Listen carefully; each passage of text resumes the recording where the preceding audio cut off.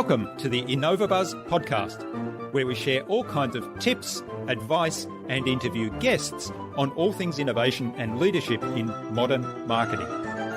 Each episode is a conversation with inspiring people who make wonderful contributions to our knowledge in these areas and spark curiosity and ideas to pursue.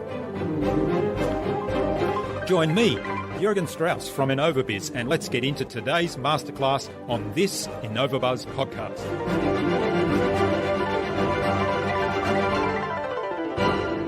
Own your space, right? And what I mean by that is put boundaries up, put these sort of constraints around what you talk about and the expertise that you have. Instead of taking everything on, just be specific about what you're talking about. And if you want to be a leader in that category, you kind of have to own that category. The leader is not 10 people. The leader is one.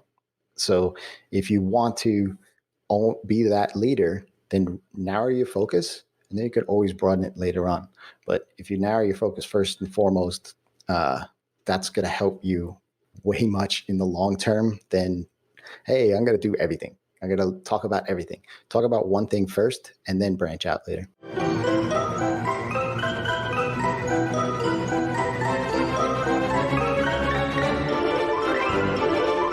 Hi there, Innovator. It's great to be back with another episode. I hope you've had an awesome week so far. I trust you also enjoyed my recent conversations with Mike Montague of Sandler Training and with Steph Clark of Steph's Business Bookshelf. I'm really excited to have on the InnovaBuzz podcast as my guest today, Jason Resnick, also known as Rez with a triple Z or triple Z. Jason has built a very successful freelance business himself. We've connected over many years, and I can't believe I haven't had him on the podcast before. He now helps other freelancers build a business that supports their lifestyle by helping them niche down, specialize, and build recurring revenue. A quick promotional message from our sponsor. That's my business, InnovaBuzz. We help coaches and consultants build professional credibility, engage their target audience, and connect with their ideal client. As a result, their ideal clients virtually self-select and line up to work with them. To help you get clarity about who your ideal client is and how you can build a strong, enduring relationship with them, take a look at our Marketing Master mini class. It's just 2 modules, and in less than 30 minutes, you'll get a real clear picture of who your ideal client is and how you can communicate with them to build and strengthen an engaging, enduring relationship. You can even use the exercise to define your ideal audience for a podcast, your ideal team member when you're hiring, or your ideal audience for a speech or presentation. Access the Marketing Master mini class at innovabiz.co/marketing master. It is completely free and it's accessible without even giving away your email. In our discussion today, Jason talked to me about asking really good questions to identify the actual needs of your customer. We talked about creating referral trigger moments and how and when to ask for referrals. And we talked about building relationships. There it is again, that word. Building relationships to generate recurring revenue. Without further ado then, let's fly into the hive and get the buzz from Jason Resnick.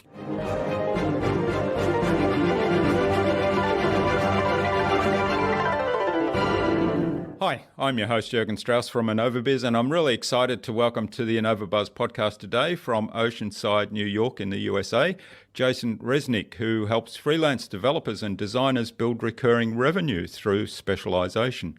Welcome to the podcast, Jason. It's a privilege to have you as my guest. Yeah, thanks for having me, Jürgen. I'm excited to be here. Now, you and I have crossed paths in many online communities, and we've spoken in the past about all kinds of things related to marketing and marketing automation. And you're very active in a whole range of communities, the WordPress community and WP Elevation, where I think we first crossed paths. And I can't believe we haven't had you on the podcast before. So it's high time we fixed that today. Absolutely. Sounds great. Yeah. I'm excited to be here. Yeah. And I mean, I think we did cross paths, I think initially on WP Elevation, but there's definitely been several other different communities that we've also crossed paths as well. So I'm excited to be here. And you also host 2 podcasts, Live in the Feast, which I was privileged to be on recently. I'm not sure which episode we'll publish first. And also the Ask Res podcast, where you basically answer questions that your community put to you, which I think is a great model to build a podcast off. Now, both of those are designed to be actionable and help freelancers to take action on their business and to build recurring revenue. And basically your philosophy, I think, is helping freelancers to build the life that they want to have, rather than designing a business that dictates their life, design a life that, and then build a business that gives them that. So I'm really looking forward to digging deeper into all that today. I guess the first question I have for you is, what exactly is it that you do, and why do you do it? Yeah, and I know that's a double question. I'm trying to avoid double questions. No, it's awesome. Yeah, and it's funny. I love that question. Why do you do it? Because that to me is something that's most important. So first, the reason why I do anything that I do as far as my business goes is my family. I want the time, freedom, and flexibility to be able to spend more time with them. I have 2 young boys, and, one's just about to enter preschool, the oldest one. And so, I'm able to go be there next week when he walks through those doors. And so, if I had a job in a cube where I was essentially told to be there from 9 to 5 and this and that and the other, I couldn't do that. So without asking permission to take off, right? And so and then you feel bad about it. Or maybe not. Yeah. But so for me, and that was a realization that I came to real early on in my story, my experience, my life was, even just as a teenager, I was working from the age of, I had a paper route, delivering newspapers when I was 12. I was working as a stock boy at a fabric store when I was 14. And it was then where I realized, or I vowed to myself that, and I didn't know what this looked like. I was a 14-year-old boy, what do I know? But I vowed that I didn't want to work at a job that I dreaded getting up in the morning to do every single day. And so that was just a vow that I made to myself. And so, like I said, I didn't know what that looked like, but what it really turned into was that, once the internet came around in the, mid to late 90s, and as my career started going, I saw the opportunity here to say, hey, I'm a developer, I'm a web developer. Maybe this is the way in which I can build a business designed around the life that I want. And so I started out as a developer, very much a jack of all trades developer, doing Java development, PHP, Ruby on Rails, all sorts of different technologies. And that came by way of where I came from. Like, I worked for a consultant firm that basically put me into a seat at some company, said, hey, you have to write this type of code. So when that whole thing, and that was in the early 2000s, and that was when the whole startup boom started happening. When all of that collapsed in on itself, then I was laid off. So that was my first foray, because it was like an opportunity. I said, hey, look, maybe this is the time for me to try this on my own. I have the skill set. People seem to want this thing. Maybe there's a way in which I can make this work. Well, 18 months later, I had to go get another job because I had bills to pay and all that. And what I didn't know then was all of the other things. Like, the skill set was fine. It was just the marketing, the sales, the client management, the onboarding, the offboarding, all of these other things, networking, just all of these things. about business that I didn't have to do as just a developer sitting in a chair. So, I worked my way back because I knew that I wanted this. And in 2010 is when I decided to quit my job. And I've been doing my own business ever since. To get to the point of specialization is that I narrowed that focus, right? I narrowed that tech stack, if you will, based on what my customers were needing from me, meaning they weren't asking me for WordPress or WooCommerce or ConvertKit or any of these other sort of tools. They just needed a solution that was easy enough for them to manage and not have to be in it every single day to figure out, to be familiar enough with it, right? And so that's how I settled on WordPress, because I was rolling my own CMSs in Ruby on Rails and things of that nature. And even myself going back after like 3, 4, 5 months, I'd be like, how did I do this stuff? Like if I can't remember how to do it, how do I expect the client to, right? So that's how I became, known as the WooCommerce Guy, was because in order for me to really be successful in my business, I realized that I had to focus and I had to really niche down and service essentially a specific customer with a specific need, and then grow from there. Nowadays, most of what I do is behavioral marketing. That involves some email marketing, that involves some on-site personalization, basically be able to decrease the time to first purchase for my clients, as well as create repeat buyers for them. And so that's my main focus for the services side of the business. And you mentioned that I help other freelancers, other developers and designers.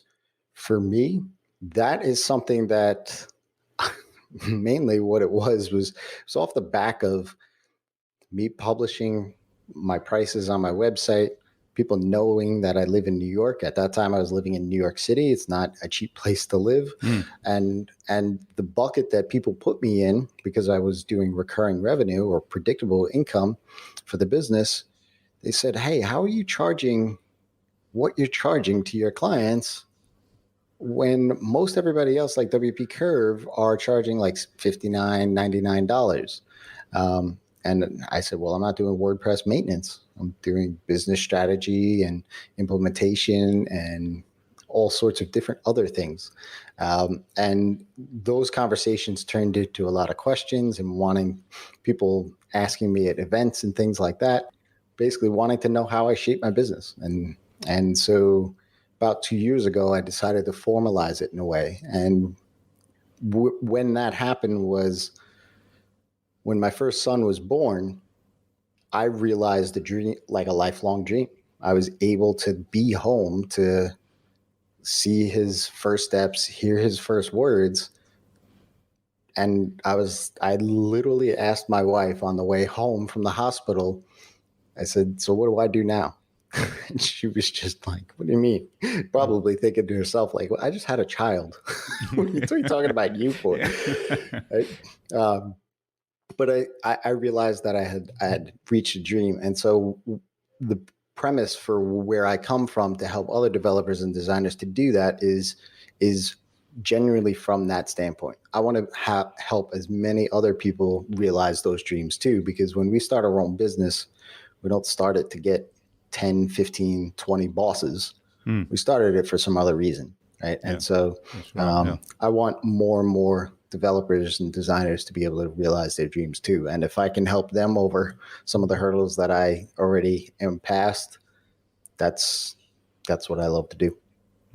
Yeah, well, that's a wonderful story. And, there's so many great things in there to unpack. I guess going back to what you said at the beginning, to looking to solve problems for customers, I think that's probably one of the real secrets to any business, is to start with that premise and then to focus on those people that you can help and focus fairly narrowly. I think that was another point you made there. I'm curious, because you said, the first time you went out on your own, you had to wrap up and go out and get a job again because you weren't generating enough income to pay all the bills. So what changed when you went out the second time? What did you do different that set you on the path to where you are today? Yeah, I'd obviously done some deep soul searching because it was, ego swallowing and all the rest of it, because it was a gut punch to say, that I failed at this, right? But for me, I've always been like this, is like, I recognized that something went wrong, didn't go down the path that I wanted to go down, but why didn't it? And what can I learn from that so that it doesn't happen again?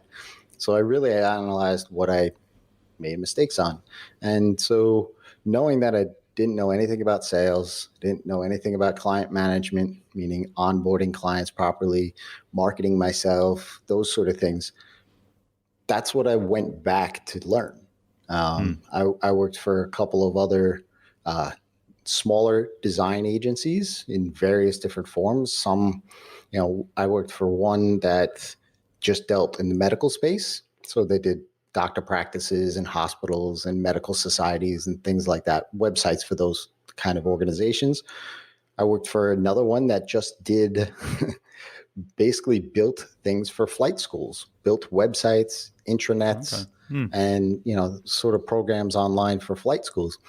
And so what I did was I went back, instead of trying to learn all the tech stuff, because that's what I did the first go around, I tried to make friends with sales teams and marketing teams and mingle at company events and just try to pick their brain. Like, hey, how was that conference that you went to last? Because as a developer, I was just behind the scenes. I wasn't allowed to go to those conferences, right?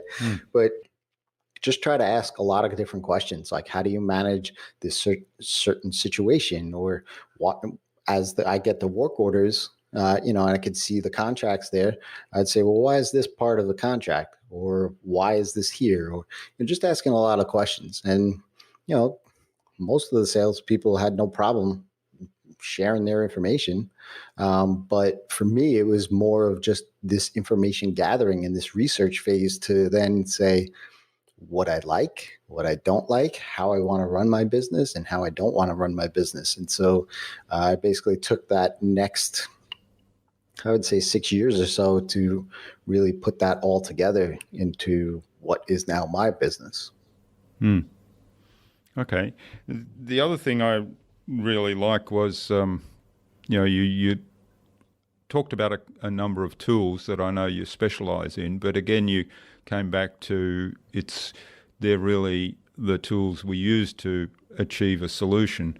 And you talked about the behavioral marketing, which is something very close to my heart, in terms of building relationships with people. And you've just mentioned there is a lot of the things that you learnt about business where you realized you had gaps was also built on a lot on relationships. So how do you go out? Because for me, I'm an introvert, believe it or not, even though I can talk on a podcast. But same here. And a lot of developers and techno geeks tend to be a little bit like that because they're kind of buried in their computer most of the time. So how did you get over that and go out there and start to build those relationships, even with people where you weren't sure that there was value in that relationship, but it was really just about building relationships to expand your network and to learn from whoever you could learn from?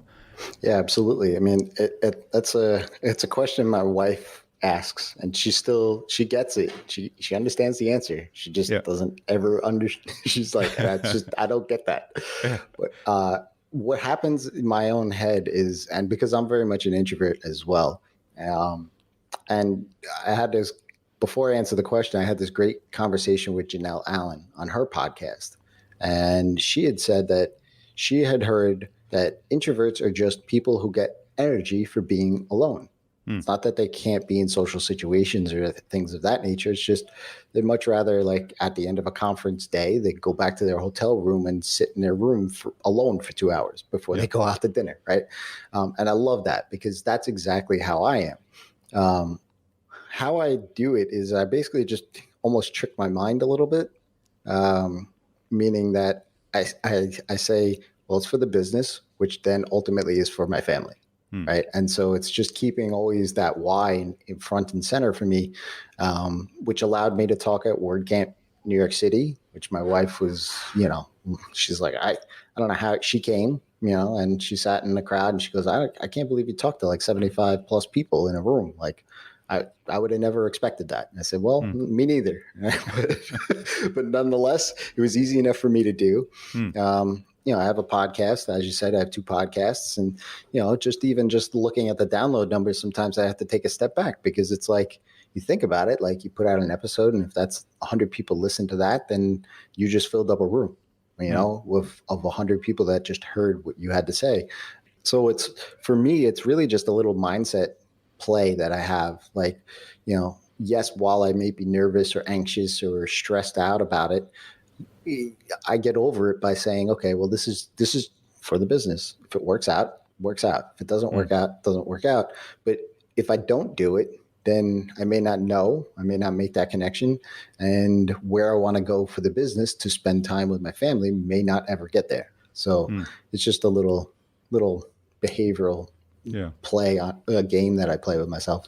Yeah, I love that. I mean, it's having front of mind all the time. What's the vision for you, for your life, and how does the business fit into that? So what's the purpose for the business, which in the first instance is to give you the life that you want. So that really drives everything you do, and it makes decision-making easier, I would imagine, too. I mean, certainly absolutely. does for me. I know you have a big servant's heart as well. So you're out there helping other people. You've got programs to help other freelancers deliver. So I think for me, often the knowledge that, okay, I'm going on stage to do a presentation and I'm here to serve that audience.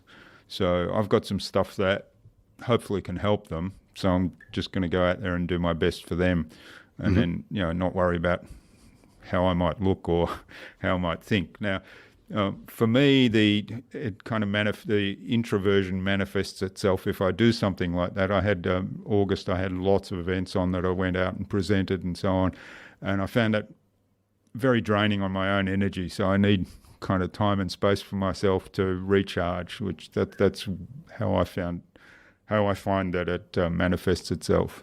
Yeah, absolutely. I mean, to tell you a little bit about me is, even for my own wedding, 3 days prior to it, and I know that it's just most people are there for my wife, and the bride is the center of attention. Yeah. But I'm there in the pictures and things like that. But like just the overwhelming, and that's my friends and family, right, that are coming to that. But like just in the own mindset of how many people are going to be here, and they're like, is dinner going to go right? Is the music going to sound good? Is everything going to come off without a hitch? And all of these other things that go through your mind. It just was like, all right, stop. It's about you and Joanna here, and let's just push everybody else aside and let the night happen. Enjoy the moment. So it took me 3 days to put my head into that space. But yeah, I get that introvert thing a lot, and people ask me that all the time too. Is like, how do you have podcasts and do all these things, and you say yourself an introvert? But and definitely by far, my wife knows. Like, I could spend the entire week in the house and not see a human being the entire time, whereas she gets cabin fever and she likes to go out and socialize and do these other things. So.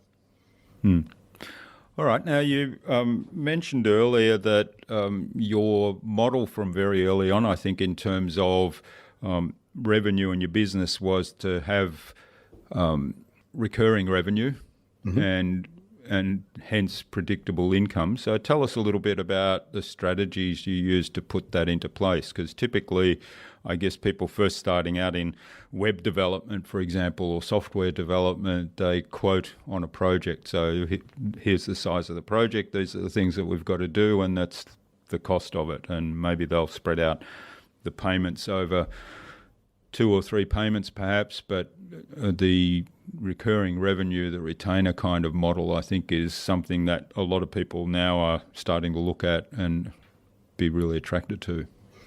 Yeah. There's really 2 things that I always looked at. One, it was obviously identifying the problem that I was solving for them. And figuring out if that problem was a chronic problem, right? So was it a recurring thing that would come up every month, every quarter, every year, something of that nature, and try to attach myself to that. So one of the things that I always flocked to, where a lot of developers have backed away from, was e-commerce, right? I always loved e-commerce. It was just something that I enjoyed. I came up and learned how to develop, building out e-commerce stores from scratch, in the mid to late 90s, way before Amazon was even around. And so I always loved that. And I loved the psychology. Back then, solving the problem was getting somebody to put in a credit card number. Like people didn't want to do that back then, right? And so just to be able to build the trust and how the site looked and where things sat and all that, when you got somebody to pay, it was like, hey, we did it, now it's a different game, right? Now it's all about different things and, packages and bundles and offers and all these other different ways in which you can get people to buy. But there's all of these other nuances. And so I've always helped my customers, as I said before, is to decrease the time to first purchase and then create repeat purchases as well as raving fans as a side effect. So how do I do that? Well, one, if I just said I want to create repeat customers, right? So if I can't create a repeat customer for myself, how am I going to create that for my clients, right? So it's something that they want. It's something that's critical to their business. It's something that they're going to try to solve one way or the other. And if I can do that on a consistent basis for them through tweaking things, bringing new things to the table, because the thing, and this is the second point, is that they are an expert in their business. I'm an expert in the online business, right? So they may be selling physical goods. They may be selling coaching, or they may be, a nonprofit looking for donations. Like, that's their business. That's their expertise.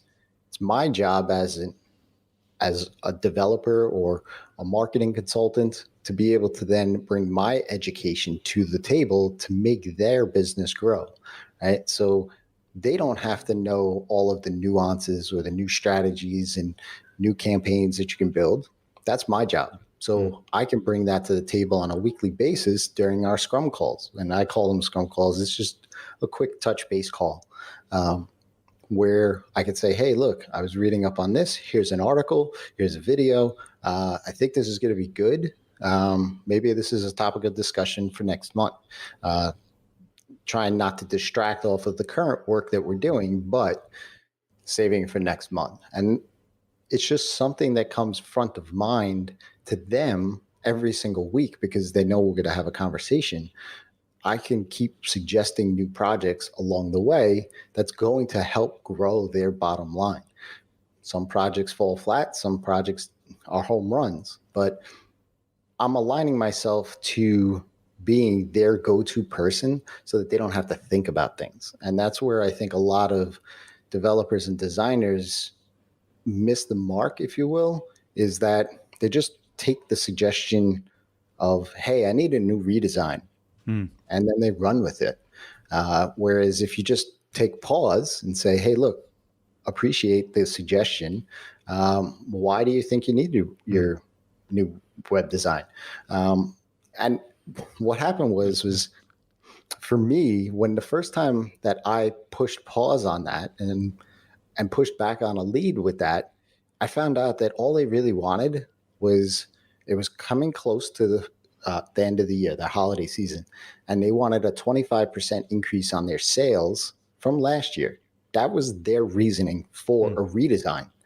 And so I said, well, why do you want a whole new redesign? And they said, well, just to look fresh. And I think, we've kind of flatlined on our orders, all that. So I said, okay, well, let me take a look at your product pages and checkout process and things like that. And we just made a few small tweaks. It was probably about 7 to 9 hours worth of work just to put into the site, that then they got 45% over the last year. So instead of them spending $25,000 to maybe have a nice looking redesigned website. That they only doesn't spent necessarily deliver the result. Right. And they're not as happy as they could be. I'm not as happy as I could be. Where I offered them a few $1,000s to solve this problem for them. And bam, I know, I was just like, so that's how it's done. And so I've just been doing that rinse and repeat ever since. Yeah, I love that. The power of the why question, or what's it supposed to achieve. I mean, they're the two that I kind of just love asking all the time. And like you say, often you uncover something that can be addressed much more easily and much more effectively with a different approach than what they've come to you with. And the thing is they had no idea about the whole process, like their checkout process, right? And so that was my experience and expertise stepping in. Instead of just taking the orders and writing lines of code as they dictated it, which they're not the expert in the whole thing anyway. Well, from my experience, if we make some tweaks, that's going to make a big impact. We can make some more tweaks, and maybe we'll get to the goal that we're reaching. And so you have to kind of put your best, and I say this to my coaching clients a lot, is challenge your leads, right? But don't be confrontational about it. Just say, appreciate what their suggestion is. Remember, they're telling you symptoms. They're not diagnosing the problem. It's your job to diagnose the problem, right? So while a doctor may say, hey, you go to the doctor with a rash and you're saying, hey, I got poison ivy. Well, the doctor's got to diagnose if it is actually poison ivy or not, right? And so, let the expert do the job. And so that's, I say a lot to my coaching clients, challenge your leads and clients when they come to you with what they want you to do. Yes, sometimes it's just like, hey, I need this. And fine, that's okay.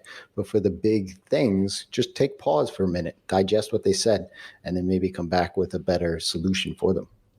Yeah, and the other thing I like to look at is what's the outcome look like? What's a successful outcome look like?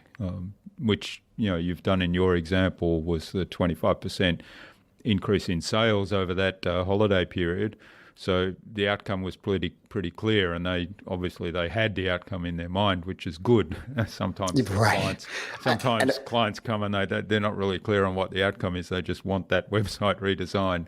Absolutely, and it was like pulling teeth. It wasn't. We didn't come. They didn't just come out and say that. I was just I was like, okay, well, why is it important? Like, what is the meaning about it? And basically just kept digging and digging until they told me that, because they probably, I can only imagine that they said, well, we want to grow our sales from last year. And for me, grow is okay, that's good. Or increase, that's good. But could we put a number to that, right? And a lot of times clients, especially leads, they're going to hold these things to their heart, like real tight. And they're not going to let up the reins. They may never give you any numbers. But if you can at least get a percentage and then do some napkin math, maybe how much a customer of theirs, whether it is an e-commerce or service-based business or something else, maybe you can find out how much a customer means to them. What's their dollar amount, right? What's the ROI? When they get a customer, how much do they make off of it? Then you can ask other questions. Well, how much traffic do you get? How many customers do you get out of your website? And then you can do some napkin math to kind of say, well, if I can get you 10 more customers, which then translates to $10,000 more a month to you. Let's just say that, the customer is $1,000. Well, surprisingly, the leads could be like, well, how'd you figure that out? Well, you just asked a whole bunch of other questions to do that napkin math. It takes practice, but it's something that I teach all of my coaching clients and people inside of Feast to try to do. Just, you find resistance one way, then just start asking the same question in a different way and another way. Yeah, that's great advice. And having the knowledge that here's the expectation, and if we get that, which the 25% increase in sales, for example, if we get that, then it's successful. So we call that a success, and then everybody's happy, and they're probably very happy. Now which then brings me to the next topic I wanted to explore with you, which is referrals and word of mouth marketing. Now, I know that probably the vast majority of your business from what you put out there is from word of mouth marketing, and you've got processes in place. So tell us a little bit more about that, what you do there. Obviously, delivering great outcomes for clients is step one, but what do you do from there? Yeah. Word of mouth, for one, I've never put an ad dollar into my service-based business at all. Right. So I've been doing this since 2010, and I still haven't yet spent one ad dollar. So I'm pretty proud of that. But to that point, now you need some sort of system. You need to spark the referral moment. You need some sort of trigger point to have a client or even a non-client to refer you. Nobody's going to keep you front of mind just because they're a good person.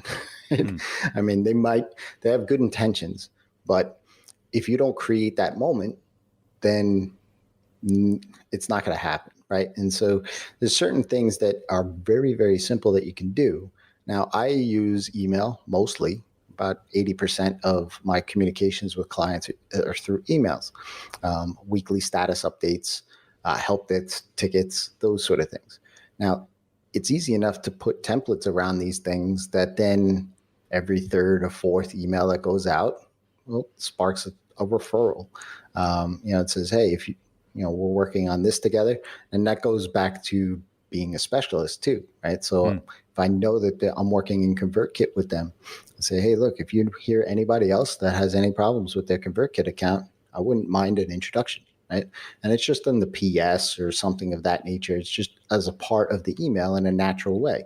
There's other ways in which you can do this at a more strategic level too, is that I call them milestone moments, right? And so you could do these things where, you celebrate these, hey, we pushed up a feature today. That was awesome, right? And then instead of just sending an email to say, hey, we did this thing, give them a call or give them a personalized video, send them a gift card. I did this one time to this one client that they lived in an area in the Midwest where there was no, and they knew he was a baseball nut and his son was a baseball nut, right? Big fans, but they were big fans of the local minor league team there. And so I said, well, this is pretty cool. I'm a huge baseball fan myself. I'm going to send them 2 tickets just to celebrate. Right. And so, and we didn't, it was just a milestone point of a project. It wasn't a huge launch or anything like that. But he said his son had a great time. He had a great time and all that. But it created that memorable moment in his head. And he's consistently referred me work from, whether or not it was from that or not, but it's something that's now a memorable moment in his mind, that he had this moment with his son at a game that they enjoyed anyway. And so if you could inject those sort of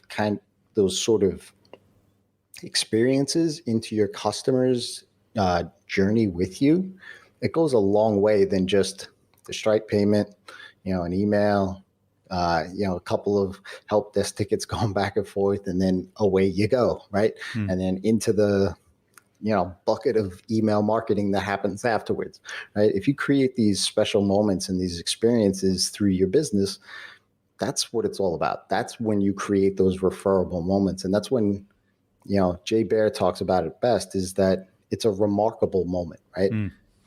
People aren't going to remember that you sent them to a thank you page with a share link, right?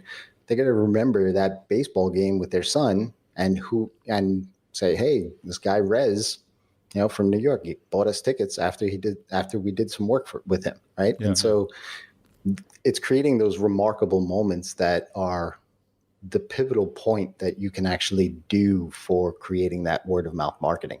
Because that's the other thing too. People ask me, I ask them all the time, rather, I'm assuming it's word of mouth, but what's your number one lead generation tactic? They say word of mouth marketing. Awesome. So what are you doing to do that? Oh, I don't know. Yeah. Like it just happens. And I said, well, then that's not marketing. Marketing means that there's some strategy and tactic behind it, that you're expecting some certain result. If you're just getting word of mouth by happenstance, then you're not doing anything. right? So let's just take some simple actions. Even a little sentence or two in an email somewhere can go a long way to making that happen. Yeah, that's great advice, and I love that story. Jay Baer in, I think it's Talk Triggers, the book, isn't it? Yep. He basically says, by creating those moments, people talk about you, and so in that example, people would talk about you in the context of, Rez has given us these tickets to the baseball, when we got to this key milestone. And so, the natural response, of course, is, oh, that's really cool. And then the next question is likely to be, well, what did you work on with this guy? And then they say, oh, I need something like that. Can you give me his number? So that's, it's kind of almost a natural progression. And I've experienced that too. Recently I was at an event and somebody came up and started talking. I knew this person, but I didn't have a relationship with them, but they're in partnership in another business with one of my clients. And, so they started talking about what I'd done for this client, and it was the gift that I'd brought to them when we launched the podcast. And so that was the talk. The talk was about that. Yeah, absolutely. I love that example too. And that book, Talk Triggers, is great. I read the book. I also listened to the audiobook as well. It's a quick read, and it gives you some inspiration for other examples. One of the examples that really sticks out in my mind of that book is there's this burger place in San Francisco, I believe it is, or one of those, maybe San Jose, something like that, where at lunchtime, every cashier goes underneath the desk or underneath the counter and pulls out a deck of cards. And if the customer pulls out a joker, their lunch is for free, right? Yeah. And what that does is it creates that remarkable moment where, hey, now they're going to share it on Instagram. They're going to do all these share it on social media. They're going to share it with their friends and say, hey, I got a free lunch from wherever. I can't even remember what the place's I don't remember name is. I don't think it's San Francisco, because I would have been there last year. but for me, it's like that. It's just taking a little creative experience like that and injecting it into your own business in some way that makes sense for you and your customers goes a long way with creating those remarkable moments and creating a referral. Like, you become referable at that point in time. Yeah. And as you said, if you specialize, when you go down that natural progression, when that person goes down that natural progression of the conversation, oh, I use ConvertKit or I use WooCommerce. Maybe he can help me, right? Because they're not just going to say, oh, he did something on my website, right? Like, if you're a generalist, that's probably what the response would be. But if he helped me do this in ConvertKit, or he helped me build this in my WooCommerce store, oh, okay, there's the little referral, trigger point as well. Yeah, that's great. And the other thing I love about that, well, actually, there's a whole range of things. I mean, to me, our marketing system that we build doesn't end with having made the sale, because it's we talked earlier about recurring revenue and building long-term relationships. So for me, it's a journey that kind of goes in a circle, and the circle completes when you basically scaling up and doing the same thing on a bigger scale. But part of the marketing to me is delivering that exceptional service, building those moments, generating referrals and actively generating those referrals, and having the clients become raving fans, which is what you mentioned earlier as well, and also looking for opportunities to do more work with them. Mm-hmm.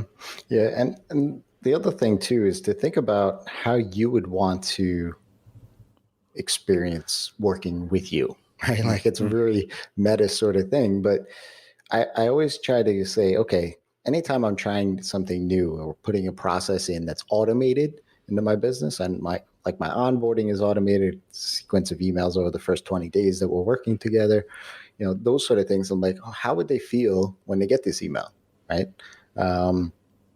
Just creating those little points to reflect on what you're putting into it can go a long way, because I want to work with people that I enjoy being around. right? And working with. And so I would assume that they would want a similar experience as I would. So I just try to get to know them a little bit more. I try to, understand where they're coming from, what's important to them. And that can go a long way in creating those moments. If I hadn't had those conversations to know that him and his son like that team, I would have never been able to do that. Right. But just to be able to do something like that was pretty cool. And it's, it was less than $100. And now he's given me tens of multiple times more work off of that $100 that I spent on those 2 baseball tickets. Mm-hmm. So it's well worth it. Much better investment than advertising dollars. Yeah, absolutely.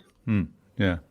All right. Well, this is fascinating, Jason. I could go on for ages digging some more into all these aspects, but I'm looking at the time, and I think we need to move on to the Buzz, which is our innovation round, and it's designed to help our audience, who are primarily innovators and leaders in their field, with some tips from your experience. So I've got 5 questions. Hopefully, you'll give us some really insightful answers that'll inspire people to go and do something awesome today. Awesome. Let's do it. Yeah. So what's the number one thing you think anyone needs to do to be more innovative? I think you have to find a space away from the screen to be creative.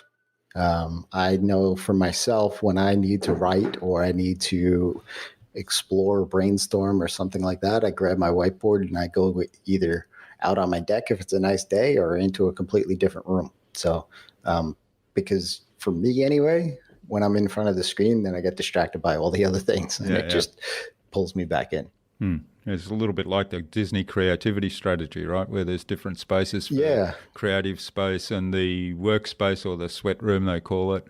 Right. Yeah. And then the reality room. So they have a third spot where you kind of try to match the vision with what's really going on and look for the gaps and figure out a strategy how to get to where you want to be. Yep. Absolutely. All right. What's the best thing you've done to develop new ideas or new products? Be honest with you, in part that, but also it's a little bit just, I guess, ingrained in my nature to go against the grain. So I kind of look to see what other people are doing. And there's been times definitely where I followed and it hasn't worked as well. So I almost look at that as like, hey, those people doing that's fine. How do I do it differently? How do I inject my own thing into it? And that's always panned out for the better. Anytime I stay true to who I am and stay in my lane, seems to always work out. So for me, it's basically going against the grain of what everybody else is doing. Like I haven't spent an ad dollar where everybody's dumping a whole bunch of money into Facebook, right? So I guess that's my MO, if you will. Okay. All right. Well, that's certainly, I mean, I think having the courage to trust your instincts and trust your experience and say, I think this will work for me, despite the prevailing advice, if you like, I think that's a really good thing. And then still having the flexibility to say, well, it didn't work, so what can I learn from that? And maybe I do go back to doing the prevailing advice. But yeah, I think that's always good. Do you have a favorite resource that you use most often? Had you asked me this a month ago, I would have had a different answer. Yeah. I've recently, I love Bonjoro. It's a quick video thing, and I know you use it as well. But the thing that I've really come to love is Notion. Notion is a tool. It's like, for me, and I'm sure they have a better tagline than what I would give it, but it's like Google Docs, Airtable, Google Sheets, Evernote, like all this stuff jammed up into one. Yeah. And I'm really starting to, build out customer dashboards in there, building customer help desk in there, like a whole bunch of other things, so that like I can probably reduce my monthly cost on my SaaS products just by giving that money to Notion. Yeah. Because it's a real flexible tool that's allowing me to do a lot of different things that, for me, I've bullet journaled. I have a notebook right here, physical notebook always by my side.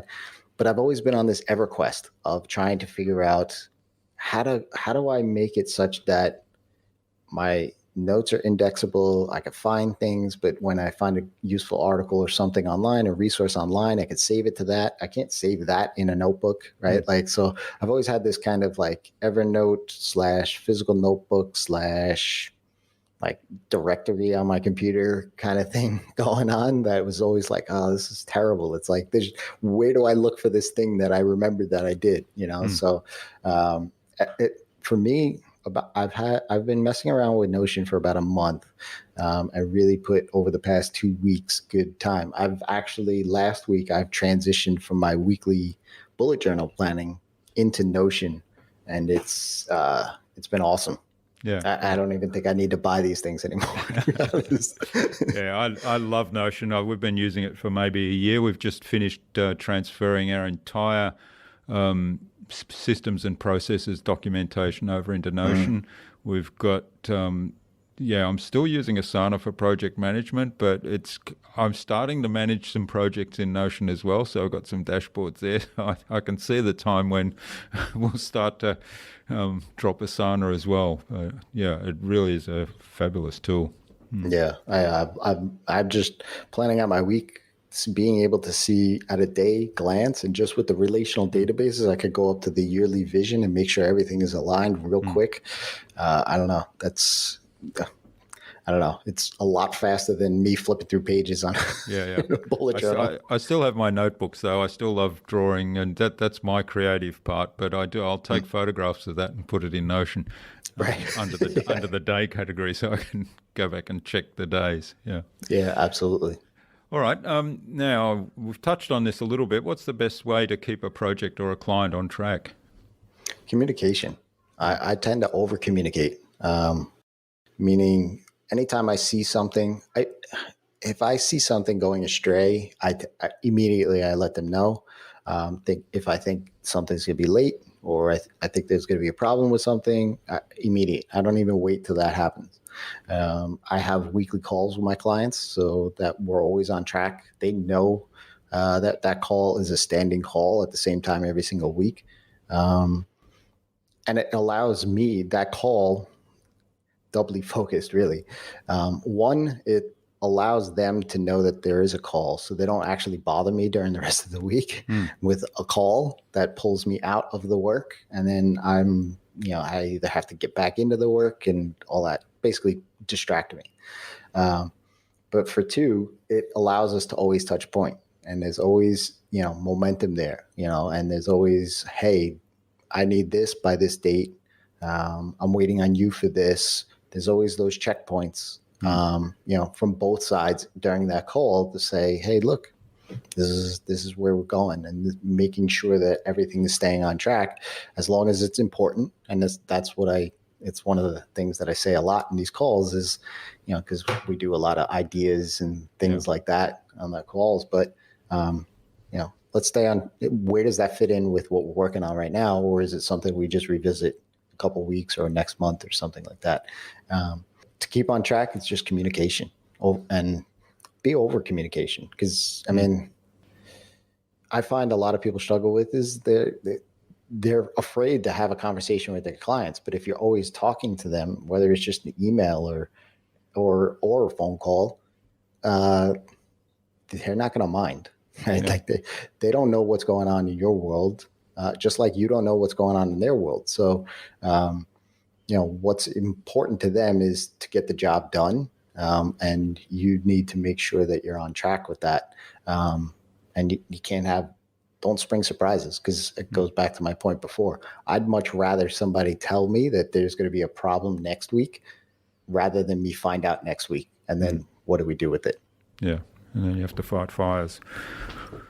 All right, great advice. So keep the communication really high, and tend to over communicate rather than under. All right, and the final question: what's the number one thing anyone can do to differentiate themselves? I think inject your own personality into it. To be honest with you, as I said, I was a WooCommerce developer.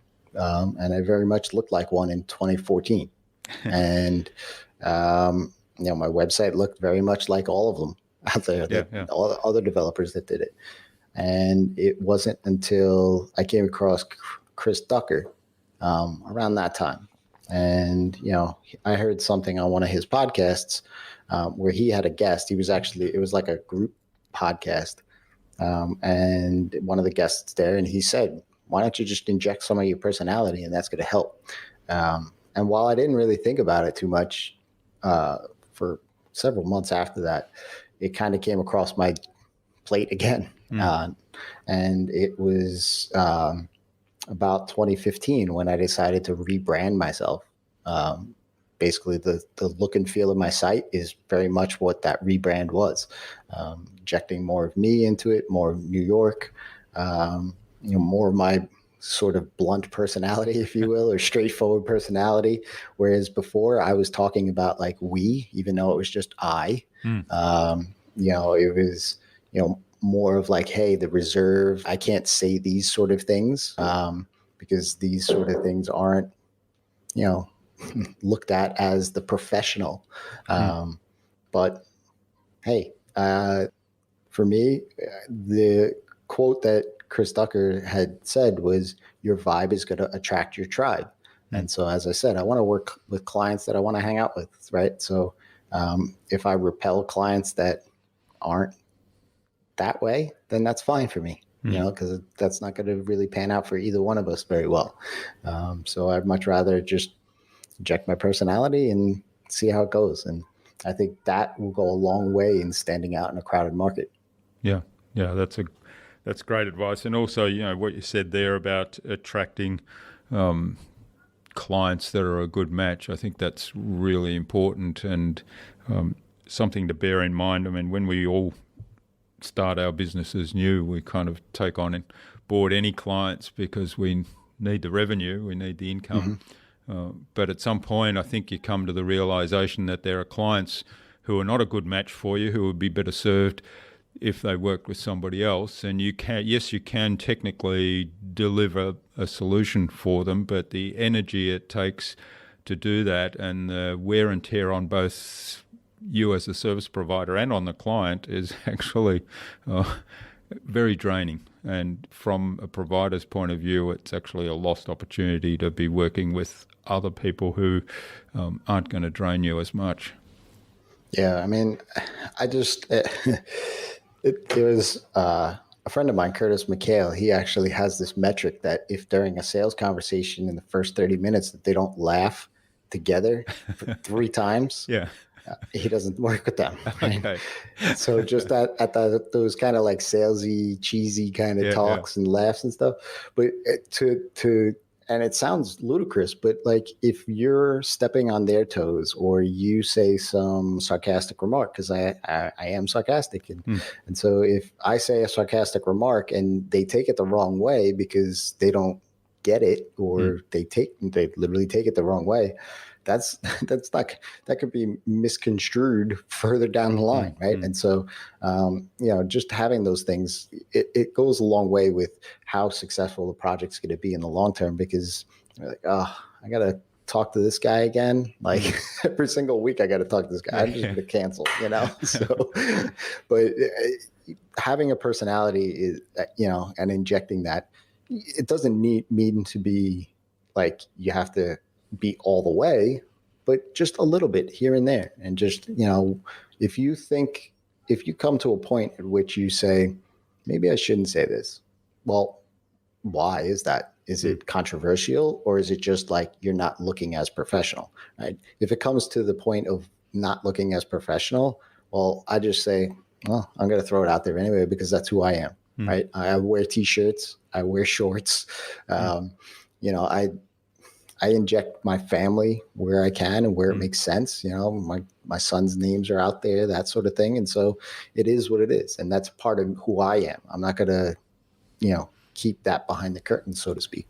All right. Well, thanks, Jason. This has been really great. Now, where can people find out more about you and reach out and maybe even say thank you for what you've shared with us today? Yeah. You can find me res.com. That's with 3 Z's. That's where both my podcasts are and where I talk a lot about, building these sort of systems and processes in your business.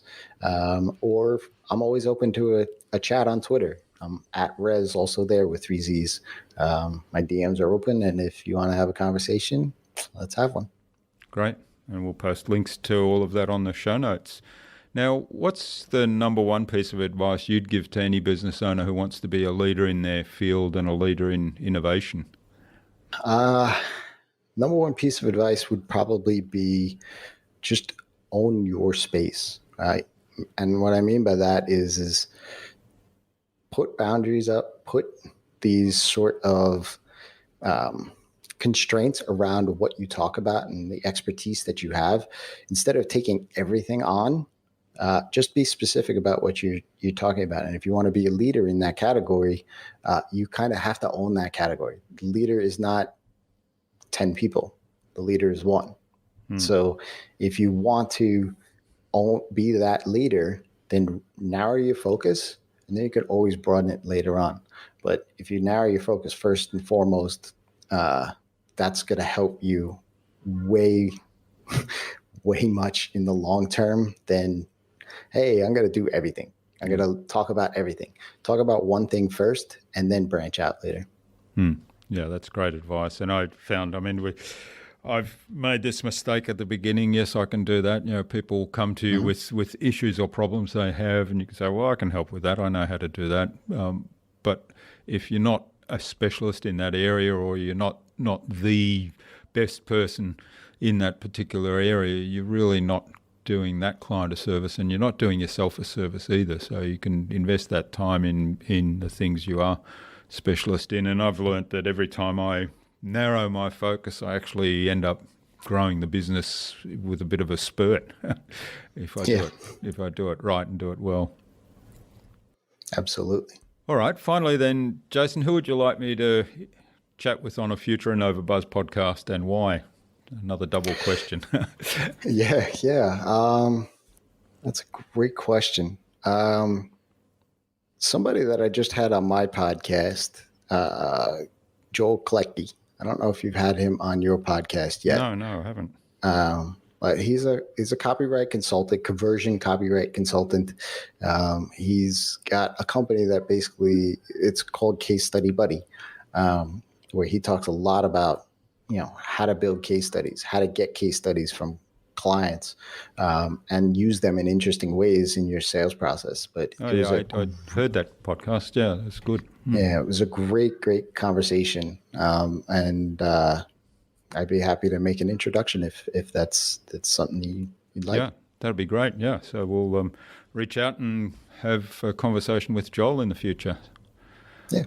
All right. Well, thanks so much for sharing your time and your insights with us so generously, Jason. I've really enjoyed this a lot. I had a great fun talking with you. I've learnt a lot more about how you run your business. I've been, as I say, we've crossed paths quite a lot. I've followed your, particularly your Live in the Feast podcast, and followed the work you do. I keep getting emails from you, so I've sort of learnt a lot more and filled in a lot of the gaps now. Yeah, awesome, man. Thanks for having me, and thanks for inviting me to share a few moments with you and your audience here. It was truly a pleasure.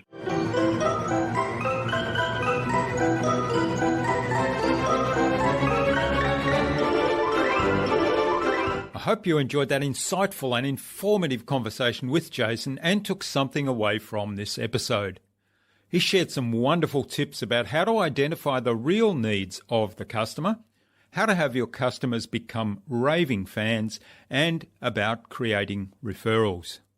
I'd love to know what you took away from Jason's episode. Leave a comment below the blog post, which can be found at innovabiz.co/Jason Resnick. That is JASONRESNICK. All lowercase, all one word, innovabiz.co/Jason Resnick. You'll also find contact information for getting in touch with Jason there, as well as links to his website, his social media pages, the Live in the Feast and the Ask Res podcasts, and the other resources we spoke about in our conversation. Jason suggested that we have a conversation with Joel Klecky of Case Study Buddy. on a future InnovaBuzz podcast. So, Joel, keep an eye on your inbox for an invitation from us to the InnovaBuzz podcast, courtesy of Jason Resnick. Remember to check out our Marketing Master mini class at innovabiz.co/Marketing Master. It's completely free and you don't even have to give away your email. In less than 30 minutes, you'll gain absolute clarity about your ideal client and how you can communicate with them to build and strengthen an engaging, enduring relationship.